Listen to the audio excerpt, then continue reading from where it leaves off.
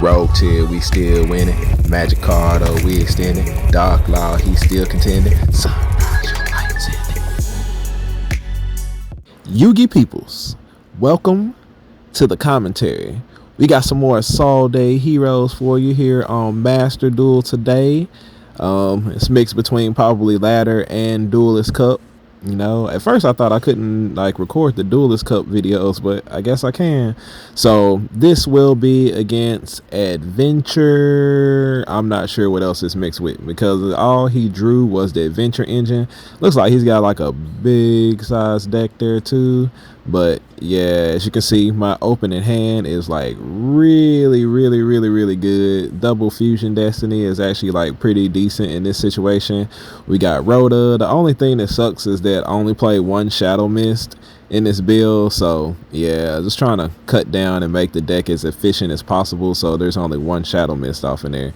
But he had Thunder Dragon, so maybe this was a Thunder Dragon adventure deck, but he didn't get enough there. So first of all, we're going to activate Fusion Destiny. So I have two of them in hand, and it's not once per turn. I figured I would start off with that to see if he would negate it with the Griffin, but he does not. He has the Ash instead. So now I have to go Rhoda, and for some reason he's going to go ahead and Griffin that, which is like pretty surprising because people don't usually do that to Rhoda. So y'all know what's about to happen here. We about to go all the way in. Hopefully those were the only two interruptions that he had. We're gonna go a Hero Lives for Stratos to go grab Mally Boy. We're gonna Vion, like I said, only one Shadow Mist, so I send my other Vion so I can get to my Poly.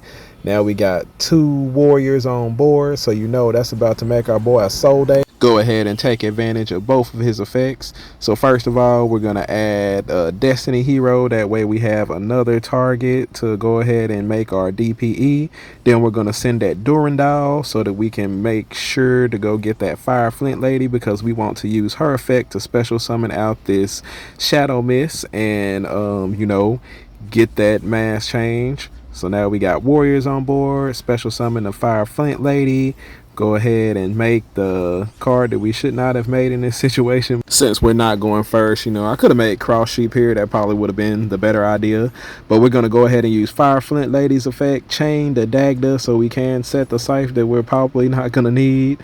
And yeah, we could have just went like straight OTK here. Fire Flint Lady's effect to bring the mass change to our hand. We using the Shadow Mist. Then we're going to Poly, make that DPE so that now our Mally Boy is inside the graveyard so that we can do some link climbing. We're going to go ahead and link together the Dagda and the Shadow Mist to go ahead and make that Unicorn. Go ahead and bounce that token. Get rid of that little old thing there since we got this useless Fusion Destiny. Then we're going to use that Mally Boy engrave, and my opponent knows what's happening and he's going to enter that scoop phase. Easy victory. And we gonna move right along chill to a duelist cup duel. See, my opening hand is like pretty busted. It's really good. We're gonna summon Vion and get Effect Veiler. I'm gonna choose not to use the mass chain because then I would pretty much either have to end up linking off my Dark Law with the Fire Flint Lady, or force myself to use my Living Fossil to bring back Vion and, you know, link that off, and then I lose, you know, a lot of resources if I get nibbed or hit with another hand trap in the middle of my thing. But on Master Duel, you know, we have Verte Anaconda, so, you know, it's not important for me to add that hero to my hand. So we just choose to go ahead and let that one slide by. We're going to activate our Fire Flint Lady's effect to go ahead and bring out you know who, Isolde. And we're going to take advantage of both of his effects as usual. We're going to use his first effect to add that follow-up for next turn. I like to get Stratos in case they're playing a back row deck.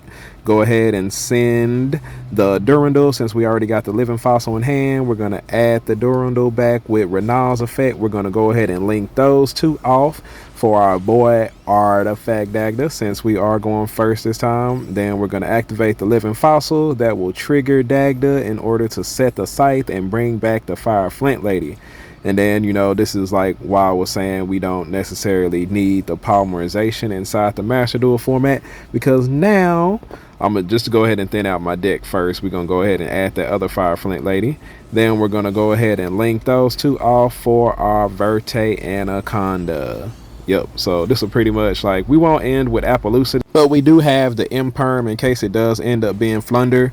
So we're going to use Verte's effect, go ahead and send that Fusion Destiny so we can get that draw hand and that Mallyboy in graveyard. We got plenty of follow-up for next turn. We are going to enter the end phase, not too afraid of Super Poly, plus I don't want my DPE to risk getting hit by Call by the Grave. So on the standby phase, we're going to activate Draw Hands effect, go ahead and chain DPE, that way they're both not on the field at the same time. We're going to pop DPE, pop Scythe, bring back Draw Hand, chain link 1 Scythe, chain link 2 DPE, and there goes the Call by the Grave. For some reason, they always like to hit DPE instead of Scythe, which is fine by me. I can bring DPE back later on. We don't need them right now. If you Scythe lock, you probably not playing Yu-Gi-Oh!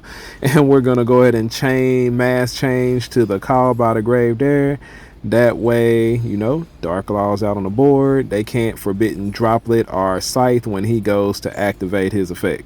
So now we got Scythe Lock, we got Dark Claw, we got Imperm on the board, and my opponent sets. And this is one of the reasons why I add Stratos for follow-up. And you know, this is exactly why, so that we can destroy multiple back rows. We're going to go ahead and banish Mallyboy to special summon him out on the board, giving us 2 heroes, special summon Stratos, pop both back row, and my opponent's going to scoop them up. Easy victory. So don't forget, in Master Duel, you know, we don't necessarily got to get to the poly. We don't necessarily got to add that hero to our hand because we still have Verte inside of this format. So don't forget that. Take advantage of that in Master Duel. That'll be it for this video. This week we got the Isolde hero TCG test hand / combo video coming up. And also my POTE top 4 deck list. Appreciate y'all for watching.